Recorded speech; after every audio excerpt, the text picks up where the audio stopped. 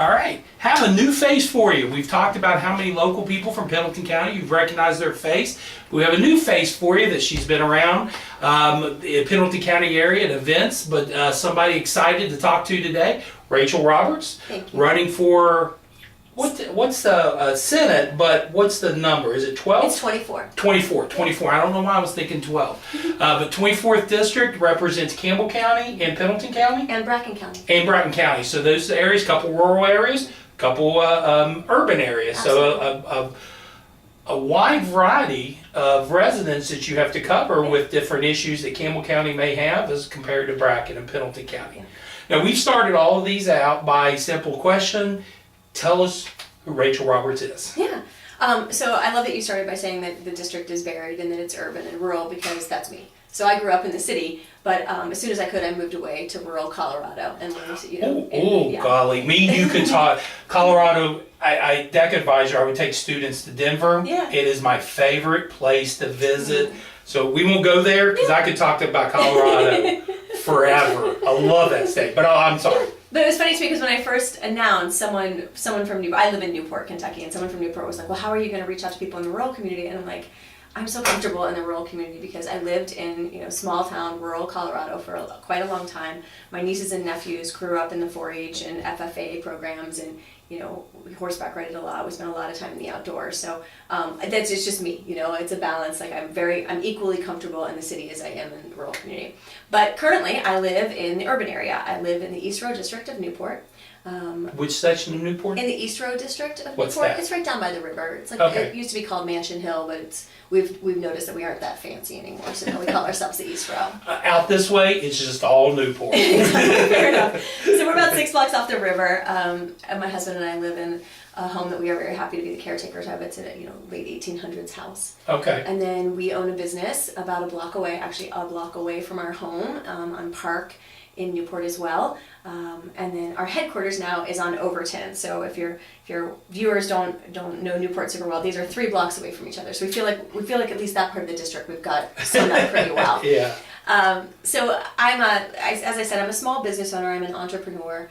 Prior to that, I got my degree in business and marketing, and I had a more normal job, and then I worked in the corporate field. I told you I lived out in Colorado, and I got my start in the ski industry. So I worked in action sports in the ski industry for a long time, and then I had the great, ridiculously fortunate opportunity to be able to travel extensively, and I traveled for almost 2 years by myself around the world, studying and just trying to really invest in myself, and trying to experience as many cultures as possible, trying to immerse myself in as many languages as possible. And then when those travels started to wind down, it became really obvious to me that it was time to come home. It was time to give back to the community that had raised me and to do what I could for that community. So when I knew I wanted to open my first studio, home was the place to do it. So I moved back to the area in 2009. When you say studio, what type of studio? So I own yoga studios. They're called Okay. the Yoga Bar Studios, and a lot of people know about our studios because we do a ton of philanthropic work in the community. Specifically, we have partnerships with the Reds and the Bengals and FC Cincinnati. We've done stuff at the Brighton Center in Newport and with Newport High School as well. So we do a lot of outreach for the community, but we generally try to tie these into charitable events. So for instance, the Bengals, for 3 years we held a program called Namaste. It's actually in its 4th year yet now, but the first 3 years, all the proceeds benefited the Free Store Food Bank, and we were able to, through that program, raise over 80,000 meals for our neighbors in need. So the big community stuff we do is really what most people know the studio for, and those are always tied into some kind of charity. Cool, very cool. So you traveled throughout the world. Yeah. Coolest thing you saw? Oh, goodness. I saw a lot of beautiful things for sure, but for me, I'm an innately curious person. And the older you get, the harder it is to see something really for the first time. At a certain point, a beach is a beach or a palm tree is a palm tree. But for me, it's always meeting someone new. And I'm so fascinated by how people live, what their culture is, how their family structure works, how their religious practice works. I love that. That for me, traveling around the world was the most interesting part, seeing people in a culture that was foreign to me and learning what from that really resonated and was beautiful. And I got to do that on the grand scale traveling around the world, but this is a really diverse district. Yeah. And now that I'm in this very privileged position of running for office, I get to stand on hundreds of porches and meet people whose lives have been very different than mine, and get to have that same sort of curiosity fostered. And I'm constantly floored at how people will open their front door to me and then will tell me, what their biggest fears are, their biggest needs are, their biggest struggles are. And I'm so honored that people will trust me enough with that information, and that the people that have said they'll vote for me believe in me enough to know that I'm going to fight for them and try and help them where I can. Gotcha. Well, let's go ahead and get started. Yeah. One of the questions we've been asking, especially our state and our federal candidates, is the tone of politics is just horrible today. A lot of people are talking about how horrible it is and everything, but this is not unusual for the United States. In the 70s, it was a horrible tone. The 60s civil rights was a horrible tone. The McCarthyism and KKK was a horrible tone. We have a tendency to do these kind of things every 10, 15, 20 years. But with the tone we're in now, what can we do, if there's anything that we can do, to change it? So I'm 45 years old. I was born in 1973. And I have never experienced this. I've always been a Democrat, and so there were definitely people at the federal level that I didn't vote for on the opposite side, and thought, I can't understand why someone would support them. But I never thought badly of the person who voted for them. And I feel like that's changed in our country now. People will say like, oh, you're a Democrat, you're horrible, or you're a Republican, you're horrible. And that's such a ridiculous statement to me. We're all just people doing the very best we can with the information we have. And so I think the solution is, Michelle Obama has a great quote that is, it's hard to hate close up. So if you seek out people who are different than you and you ask them, why did you vote this way? Or why do you believe in this candidate? Or why do you see this issue in a different way than I see this issue? Then you start to find the common ground. I had a great experience in my 30s where I got to go through a 4-day program, a community development program. And when we first entered in, we were asked to take away all identifiers. So everyone was just supposed to wear a t-shirt and jeans each day. You weren't supposed to wear anything flashy. You were never supposed to say your religion or your job title, or even if you had a family. And so we would have these conversations. For instance, we read a story by Virginia Woolf, which really spurred a conversation about feminism, but we never use that word because that word is so polarizing for some people. And during this whole process, I sat next to this gentleman named Andy, and Andy and I are still good friends to this day. And we'd have like maybe an hour-long conversation about what we'd read, and Andy and I would be in lockstep. And at the very last second, at the very most surface level of the conversation, he'd go way over here and I'd go way over here. And I'm like, well, that's real weird, because we were in the exact same place. And when it was over on the last day and we put our labels back on, my name's Rachel Roberts, I'm a Democrat, this is what I do. My friend Andy was like, my name's Andy, I'm a Christian conservative. If I'd met Andy at a bar, we probably would have discounted each other and not really formed a conversation. But because we spent these 4 days together, we had this inherent understanding that we are coming at all of this from the exact same place. Everyone wants the same things. We want our families to be safe and secure. We want opportunity. We want, for money to not be an everyday concern. We all want those same things, and where we split tends to be the very most surface level. So if you just take a moment and you look for the commonality in the people you meet, and you start from that, you and I have just met, and I know that you were a teacher, and I've spent a lot of time with teachers right now, so we have that one common thing right away, So when I meet someone, I try to figure out the commonality first, and then if we get to our differences, that's fine, but I think that's the biggest lesson for everyone. Instead of saying this is other, always seek what's common first, what you have in common first. That'd be good. And like you said, there's a lot. I mean, in our daily activities, 99.9% of us are all going to be doing the same things, going to a job, earning some money, looking to pay bills, advance our family. Those are going to be a common area. And the vast minority of what we do in our daily lives is probably where the differences actually fall. Yeah. And that's probably a great way, like you said, to look at those common grounds where we have a tendency to look at the uncommon grounds and focus too much on that. Yeah. Yeah. Well, that's one of the areas that's just disheartening right now. That is, I wasn't a supporter of Marco Rubio when he was running for president, but soon after everything started, he gave a speech on the floor. that I thought was a tremendously great speech, because he said that he's scared that this country is losing its ability to disagree with each other. Yeah. And I thought, wow, you nailed it right there, because if you disagree with somebody, all of a sudden they take it like you don't like them. Yeah. And it's just a disagreement. It's like Bengals and Steelers fans. It's just choose a different team. That's, we kind of hate each other there too, but it's just a difference of a different sports team. Yeah. One of the quotes I love is, "The need to be right is a form of violence." And I feel like in our politics right now, there's no longer gray area. There's no longer compromise. Everyone needs to be right. There's just a winner and a loser. Mm-hmm.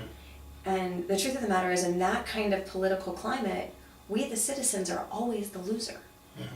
And we got to change that, which is a big part of why I decided to run, because I've said this jokingly several times now, but I have an otherwise really lovely life. Mm-hmm. I wasn't feeling like anything was lacking for me personally. Yeah. But right now, those of us who can come at this from a place of collaboration, of common ground, who have the capacity to do more for our communities, we got to do it. Yeah.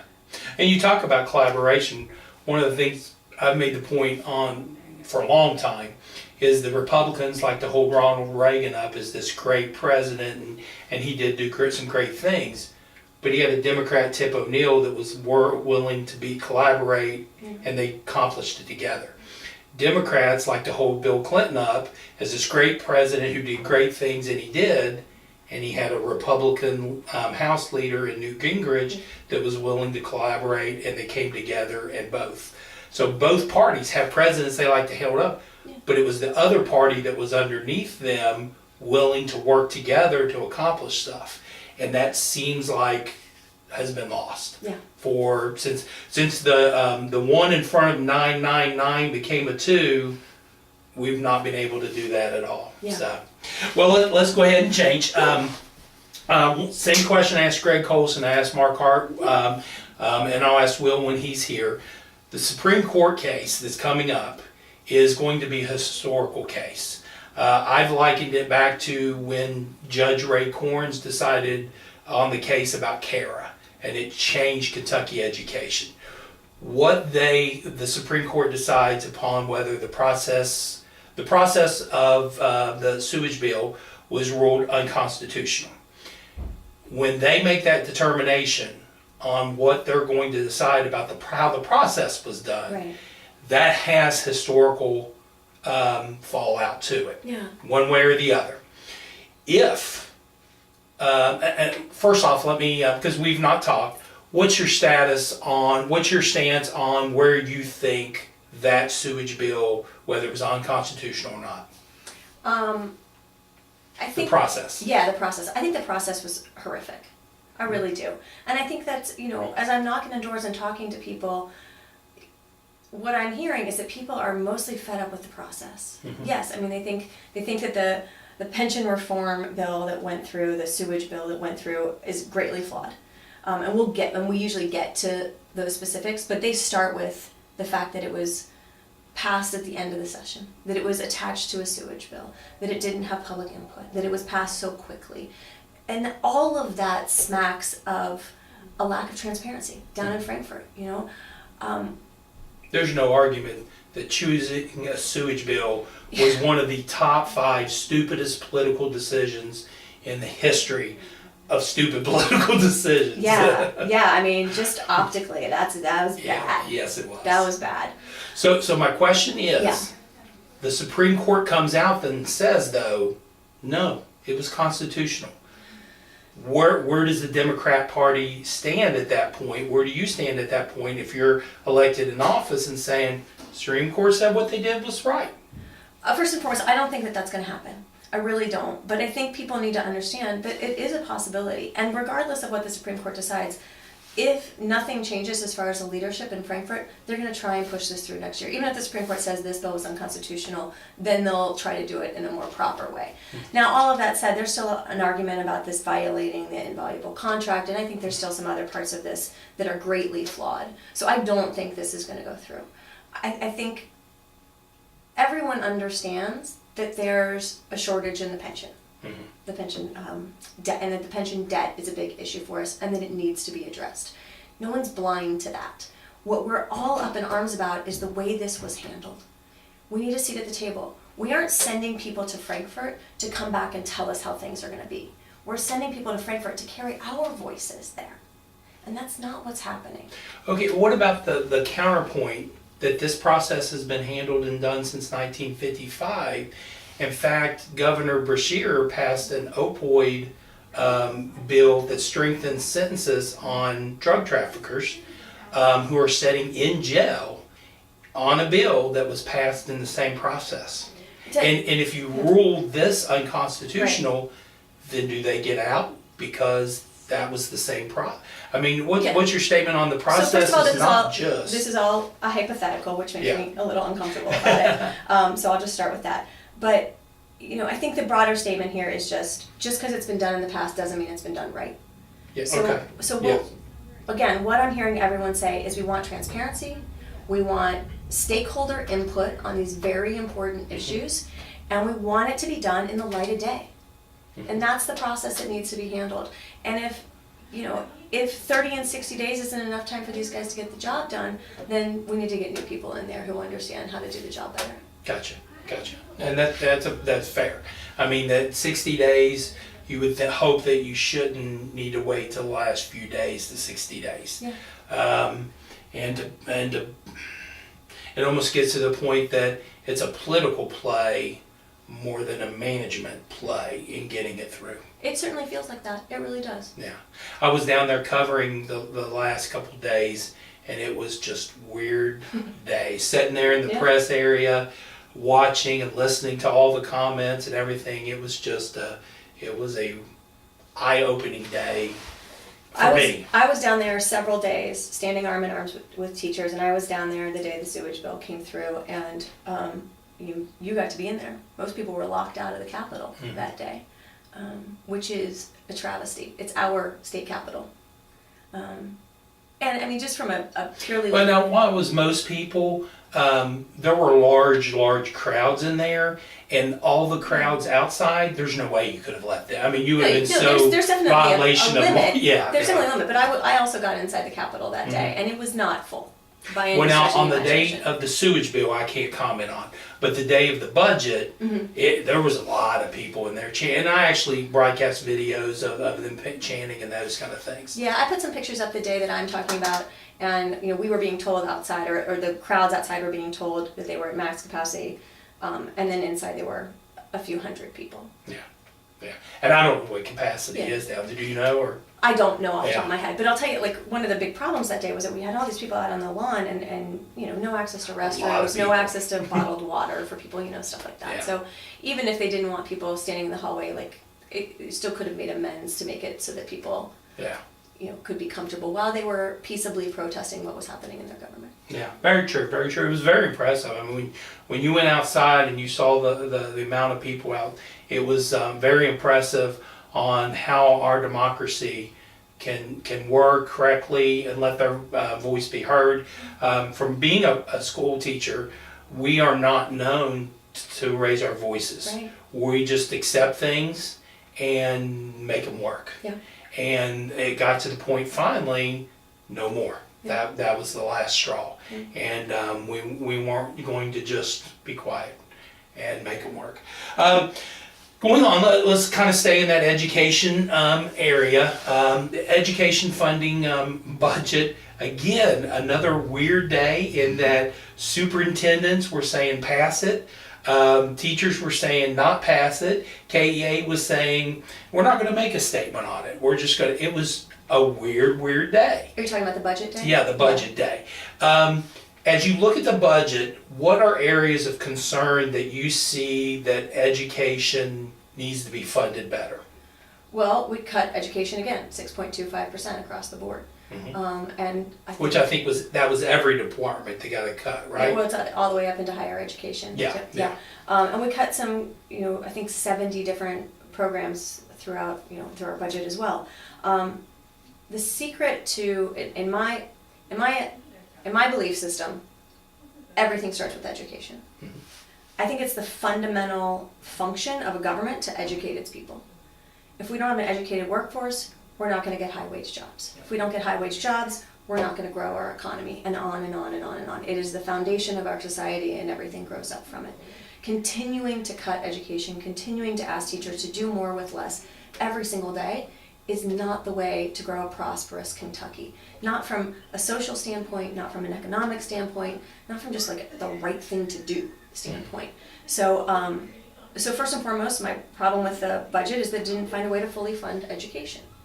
I'm also very frustrated that... Well, specifically there, because like SEEK funding went up, but there were other areas that SEEK cut, so funding specifically what you're SEEK looking funding at. went up, and the 3,998 is indeed less of a number than 4,000. But when adjusted for inflation, SEEK funding is not at a record level by any stretch of the imagination. SEEK funding is back in like 90s range right now. Gotcha.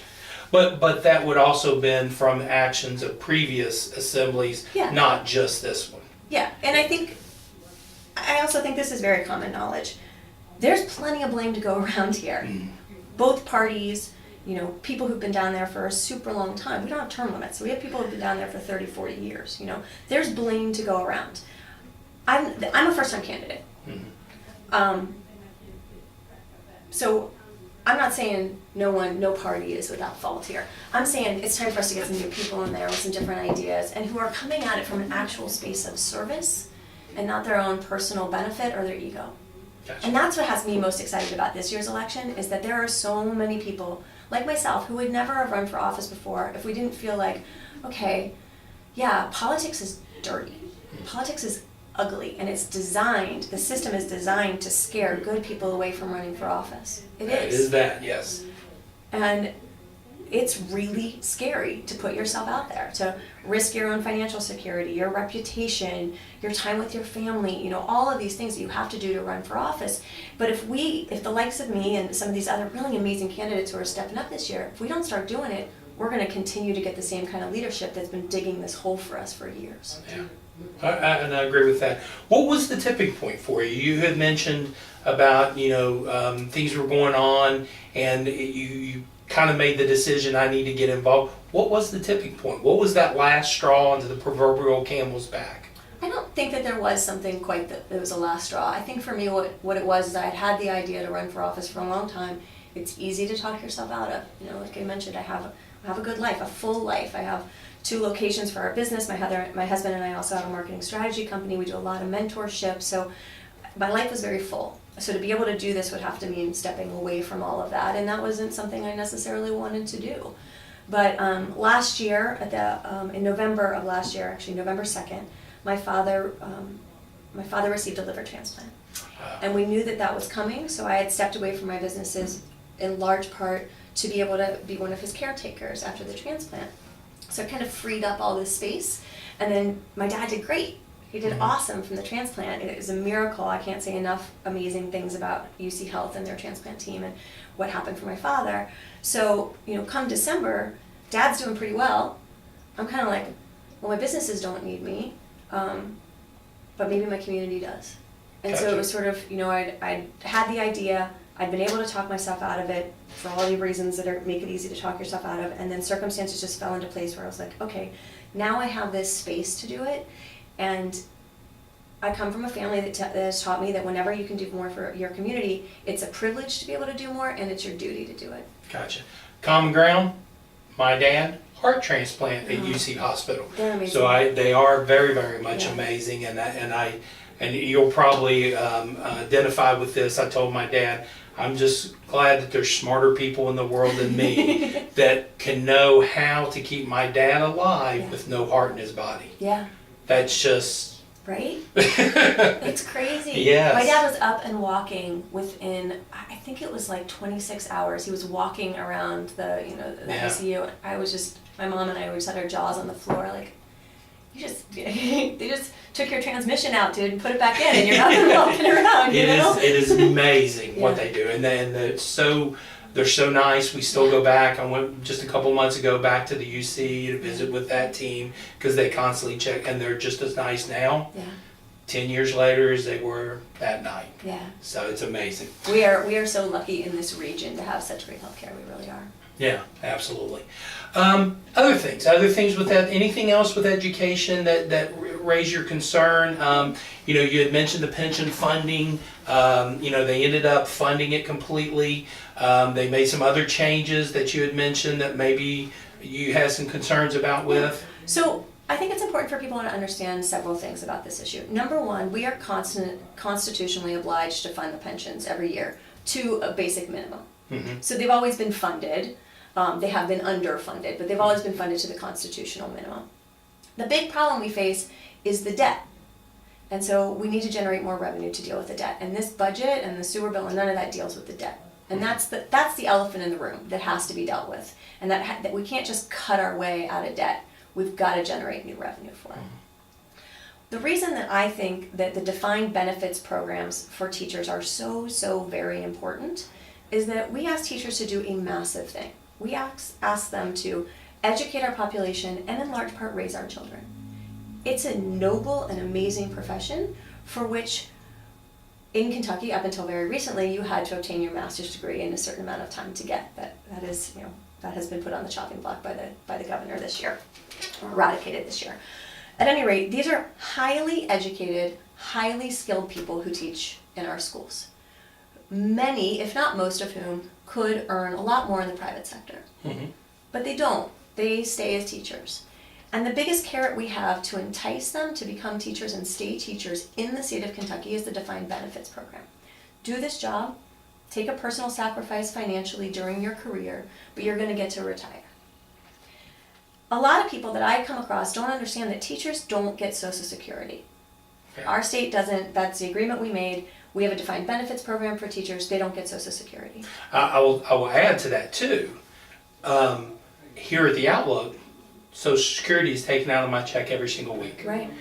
Because of the Windfall Act, which is a federal act, Kentucky's one of 13 states that even though I pay in Social Security tax, I don't get to draw on that Social Security tax at the same level if I was a private or worked in the private industry because I have a school teacher's pension. Yeah. So even though I'm paying Social Security tax in my second income or second career, I don't ever get to draw that at the level everybody else would because I have a teacher's pension. Now, is your spouse a teacher as well, or was your spouse a teacher? Okay, so your example isn't the right example, but the other thing people don't realize is that not only does the teacher not get Social Security, but if their spouse precedes them in death, they don't get their spouse's Social Security. So in your instance, you're paying into a system you're never going to fully realize from. If I'm married to a teacher and I pay into Social Security my entire career and then I pass away before my teacher spouse, they don't benefit from what I paid into my entire life. So all teachers get is the defined benefit plan that we promised them at the end of their career. And the danger to that is all of a sudden that household that was paying bills based upon the Social Security benefits of the spouse and the teacher is now cut in half. Correct. And so all of a sudden that 85-year-old lady who was a elementary teacher in the 60s and 70s just saw their income cut in half. Where are they getting the money to pay their bills? Absolutely. And that aspect of a lot of it is a Social Security federal government problem that they need to be working on and addressing there and those kind of things. But yeah, you're right. Yeah. So for me, I feel like this is the carrot that we need to be able to recruit and retain top talent in our state so that we can improve our school system so that our children grow up with the best access to public education. I'm a product of public schools, and I grew up. My mom was a single mom for the first 3 years of my life. We didn't have money. My parents didn't buy their first house until I was 14 or 15 years old. We rented in a brownstone, and one of them was always in school trying to continue to rise up, since they bought their first house and since I moved out, they've been able to build a comfortable life for themselves. But for many years, we didn't have that. We couldn't have afforded to send me to a private school or a Catholic school. I went to the neighborhood school that I could walk to from my house. And that was critical to my family. There was no way we could have afforded any other situation. And I'm so blessed that the schools that I went to were great public schools. And I sit here at this table with you today because of that opportunity that was afforded to my family. And I feel very strongly that every child in our Commonwealth should be afforded that same opportunity. I agree. Well, let's talk about funding for schools. There's some fundamental differences about where funding should come from. And the Republicans the last couple of years have been talking about consumption-based. Yep. We're practically, or presently, we're kind of more of an income-based, that it's based upon income. Simple question, where do you think Kentucky should be generating its revenue? So it's a simple question without a simple answer. I would agree with that, yes. There's no one silver bullet. It's got to come from a lot of places. I wish I could tell you that we're just going to turn over this one rock and all of our problems are going to be solved, but that's simply not the truth. Where it's not going to come from is a 6% service tax on just 17 different services. That's not going to do it. And it's not going to come from continually cutting tax liability for the wealthiest in our state and for corporations in our state. We need to take a hard look at real tax reform in our state that gives us a fair and equitable and graduated tax system. But we also need to look at... Is that an income tax system where you say fair and equitable, or...? Well, we have an income tax system. Yes. But what happened this year with our income tax system is we went to a flat rate. We went to 5%. And the problem with flat rate taxes is and always has been that they're disproportionately affect the poor. So people who were in a 2% tax bracket before are now in 5%. And the people who are in 6% are now in 5%. So what we did is we raised taxes on the poor, we cut taxes on the rich, and then we levied these service taxes. And the net benefit to the state is also a small benefit, which the numbers, sorry, I knew you were going to ask such specific questions. I got my notebook that has all the numbers because I can't remember them all off the top of my head right now. But it's not a huge, I think it maybe grows us like 2% or something like that. I'll get you the right number afterwards, but that's off the top of my head. I know there was a press release earlier this week that said receipts are up. Mark Chiffon, is that his name? The budget director guy, he sent out a press release from his office talking to receipts and went over different departments of where they were up. Some were down, some were up. Obviously, the cigarette tax department was up like 138%. Those kind of things. So let me get, so one of the things we absolutely have to do as far as tax revenue goes is generate wage growth. So if we increase wages in the state, then in fact we all rise, right? People earn more, their percentage, the percentage may stay the same, but we collect more because people are earning more, people are spending more, all of those things add up. The way to grow wages is to have an educated workforce and to attract the right kind of companies to come into our state. So, there's the other side, sounds wrong. There are people in the General Assembly who like to tout, and it is wrong. I'm going to take that statement back entirely. It's not the other side. There are people... the other view? The other viewpoint, let's say that. The other... now I'm stuck with that. All right, there are people in the General Assembly who will tell you that we're at this amazing all-time low for unemployment. Cool. However, my question continues to be, but what kind of jobs are those? Are they living wage jobs? If someone has to work 3 jobs just to make ends meet, in my opinion, in the wealthiest, greatest nation in the world, no one should work 40 hours a week and live in poverty. And that is happening. We're sitting here in Falmouth. I'm sure you have people right around here who are working 40, 60, 80 hours a week and still aren't able to make ends meet. So we need to grow wages. We need to attract the right kind of businesses in here. That will grow our economy in a way that is more evenly spread out for all of us. But then we also need to look at bringing new revenue into the state. So that's things like expanding gaming, looking at sports betting, which I said in our debate last week is not my thing. And I'll tell you that straight up, gambling's not my thing. I will admit that I usually place a bet at the Derby each year, or I go to Keeneland for the fall races or something. But it's just not my thing. I feel like that also tends to take money out of pockets of working people. But it's not about me. It's about us as a state. And that is money we are leaving on the table. That's money that's literally leaving our state on our highways that we pay for to be spent in Indiana and Ohio. It's not like we're diminishing the amount of problems that come along with gambling. We're just not benefiting from it financially. So we need to look at that. We need to look at expanding hemp in the state, and we need to look at medical marijuana as a new industry for the state, in my opinion. And I think those last two have become, the gaming's still a partisan issue, but I think the last two is becoming a nonpartisan issue. My opponent's opposed to it. Of which one? Medical marijuana. Medical marijuana, yeah, we said okay. so in our debate last week. But you're right, like... at least making hemp legal. Yeah. Representative Sims, who our districts overlap a little bit in Bracken, and he's working on bipartisan legislation for medical cannabis right now as well. And but yeah, hemp growth in the state is, obviously a way to put farmers back to work. Yeah. It's a way to maybe transform some of our tobacco farms that are dwindling, so on and so forth. Greg Colson, when he was in here last week, gave a scenario of something I didn't really realize. If McConnell's able to push through the farm bill, hemp becomes a legalized crop that farmers can get insurance on. Oh. Because right now in Harrison County, you can't get insurance on hemp. Yeah. So one of the farmers has had damage done because of the flooding and the heavy rains. They're losing money on the hemp farms, but they can't get insurance to cover that crop like they can other crops. Yeah. Something you never think of until that scenario arises. Good, great for knowing that. Yeah, yeah. It was something like, wow, I didn't know that. But that's the importance of industrial hemp becoming legal for the farmers, so that they can get that protection of when they're out doing their crops and raising and looking at that new crop to replace tobacco. Yeah. Well, I think another way to look at what we're trying to draw into the state is, look at what our workforce is right now. We have an amazing agricultural workforce. We have the tobacco workforce. We have people who understand how to create energy already. Those are the workforces that we have in place. So how do we draw businesses in here that meet our workforce's capabilities and skills, and also help us grow our economy? Yeah. Yeah, very, very, very true. So you're looking at more of a mixed tax? I think it has to be. I mean, like I said, there's no one rock to roll over here. We have to look at every conceivable revenue stream for the state, and then with public input, decide which ones we're willing to work towards. Mm-hmm. Okay, all right.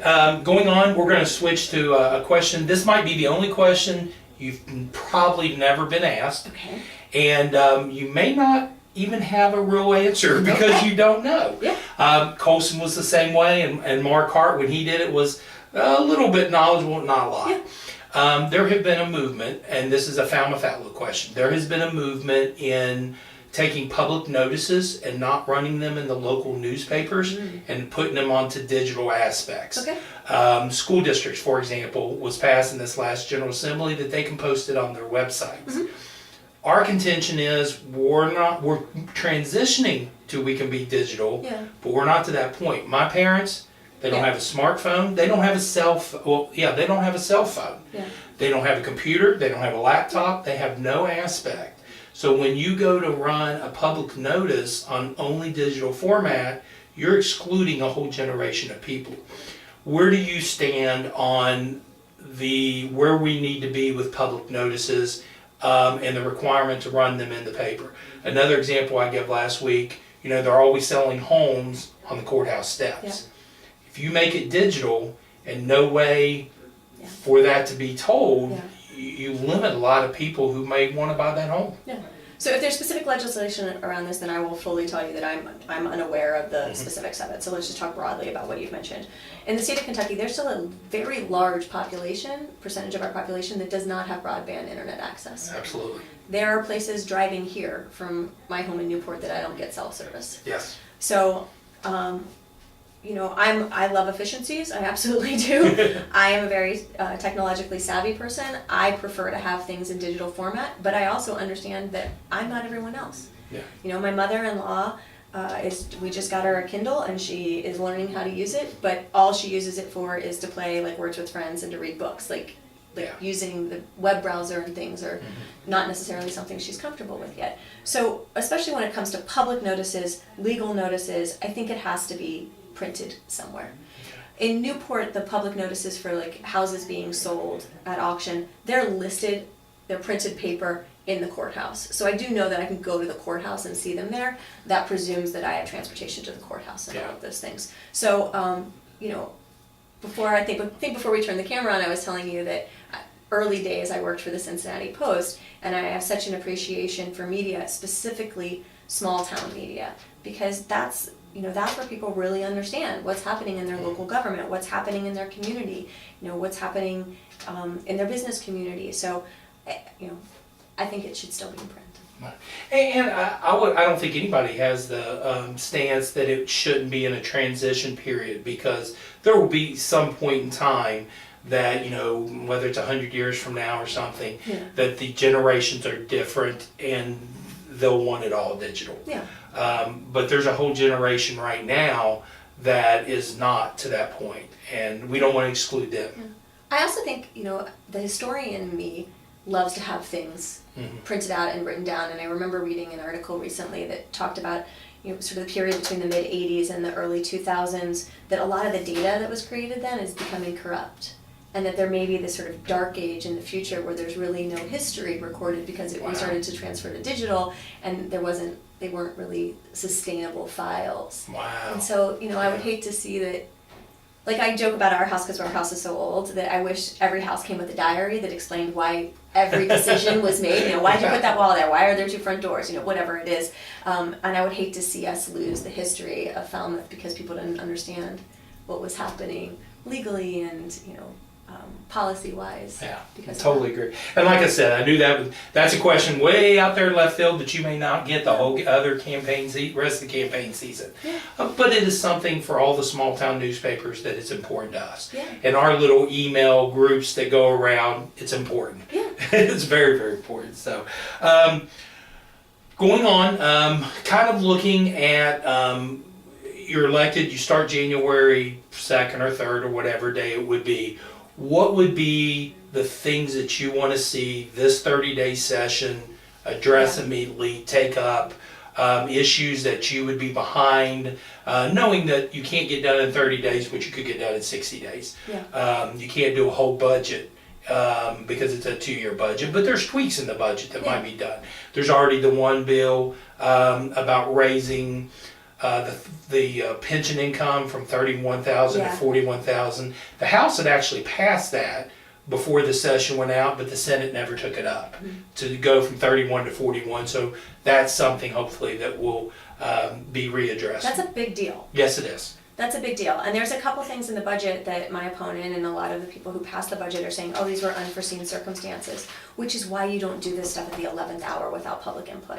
Another thing that really needs to be fixed quite quickly is what's happening to our not-for-profit organizations. So, ticket sales for not-for-profit benefits and so on now they have to collect 6% sales tax on it, which, that went into effect July 1st. A lot of the big summer benefits that happened, those tickets were pre-sold or the price is set at $30 or what have you. And so while it might not seem like a huge deal to charge another $1.80 on top of a $30 ticket, for instance, think about the people who are working the front gate at those. And now they have to handle change and they have to have cash boxes in a way they never did before, and it slows the process down. So many of the charities just said, well, we're just going to absorb the tax and still just charge $30 and we'll really only receive, 20 or whatever. Be interesting to see how that affected the Wool Fest. Yeah, it will be. It also, stray animal adoption program is one of the ones that gets hit really hard because they find these stray animals, they pay vet fees to have them spayed and neutered and taken care of. All of that costs 6% more now. Grooming costs 6% more now. When they hold an event, they have to charge 6% on top of the ticket sale price and on the silent auction items. So not-for-profits took a big hit this year. So that needs to be figured out pretty quickly. Yeah. I'd say those are probably the 2 most immediate things that need to be dealt with on the tax side. And then, really diving into figuring out what we can do to pass some things to help us generate more revenue and how we can then start to assign that revenue back to our schools. Okay. All right. One of the things, and there's really no great need to get into it because it's such one, but the one area of education that cracks me up is that, and I don't even know how long it's been, but it's been a long time that the legislators and governor, I guess, created a formula on how the state should fund transportation. Yeah. And has never funded school districts to the level of their own transportation. Yeah. Well, it seems like we'll just change the formula if you're going to say this is what we need to give you every year, but we're not going to give you that amount. We'll just change the formula. It seems like a silly one that just, we should give you $10. We're just going to give you $6. I mean, there are some things that are just they seem commonsensical to all of us, and I don't know what I don't know, so until I get down there and really see, how the sausage is truly made, I'm sure there are some reasons that people have stopped and said we can't go beyond this, but just saying it's never worked before, so let's not, so it's not going to work now is not a reasonable solution to these things. We need fresh eyes, we need fresh opinions, and we need people to get down there and really help us to modernize our tax program. And I don't mean that necessarily in changing the tax code. What I mean is that, for instance, there are fees in the state of Kentucky that small businesses are required to pay that we may not know that we're required to pay, or that we don't find out we haven't been paying for up to 4 years because that's the statute of limitations on them, and that's the first time you get a notice for them. Like, a lot of our tax collection in the state still takes place with pencil and ledger. Yeah.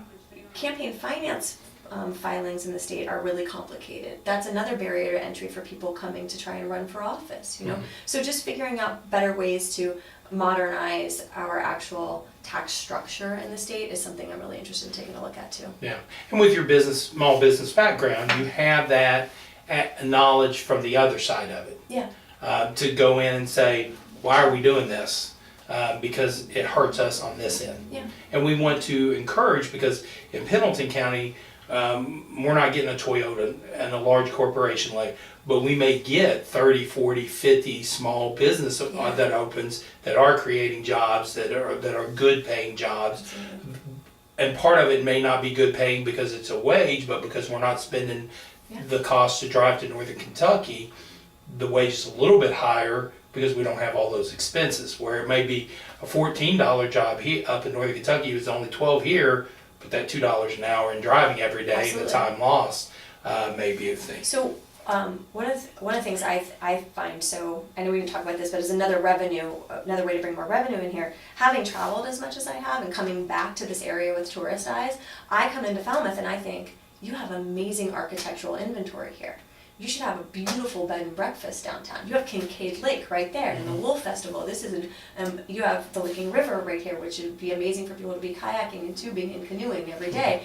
Like, this is in my opinion, one of the most beautiful corners, and you're 40 minutes away from Cincinnati, Ohio. So, building up our tourism base here, ecotourism, agro-tourism, the river-based tourism, all of that is a way to really start bringing those small businesses back into a community like this one. And just like you said, first, small businesses are the largest employer in the state of Kentucky, and they create jobs where people live. I feel like you probably know this number better than I do. I think it's like 67% of people who live in Pendleton County leave the county or the state to go to work every day.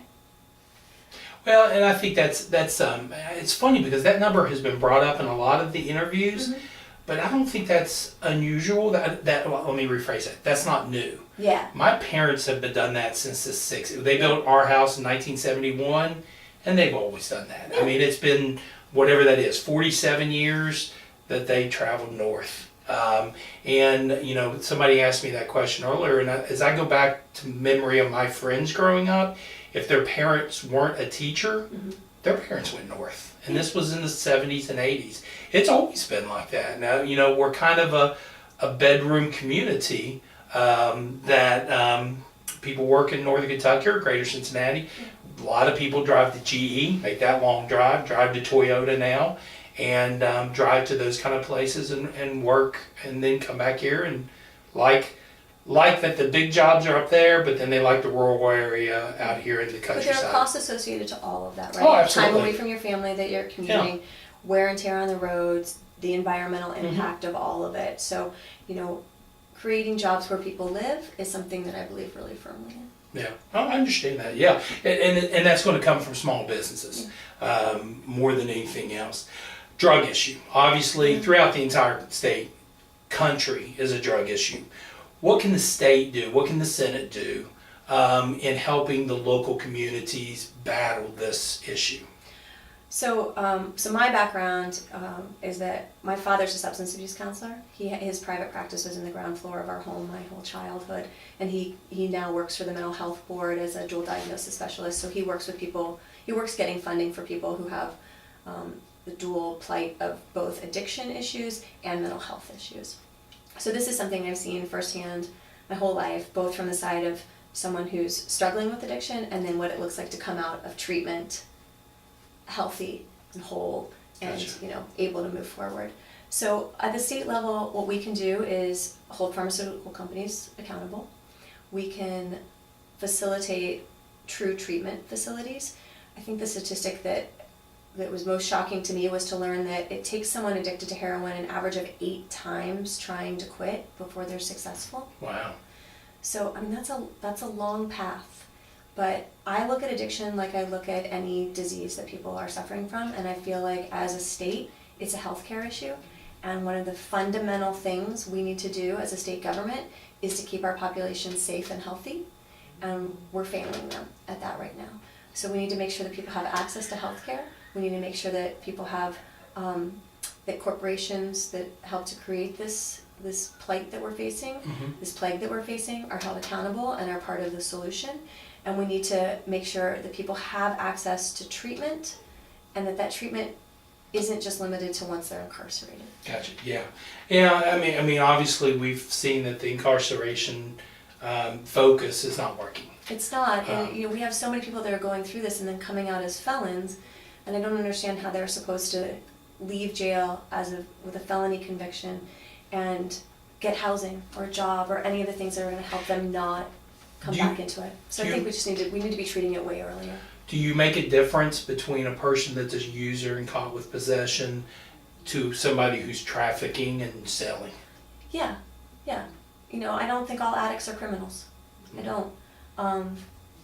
And there's a lot of conversation to be had about where that line is, how much possession is, whatever. Yeah. Those are much larger, longer conversations. But no, I think what we're doing right now is we're treating leaves that have fallen to the ground.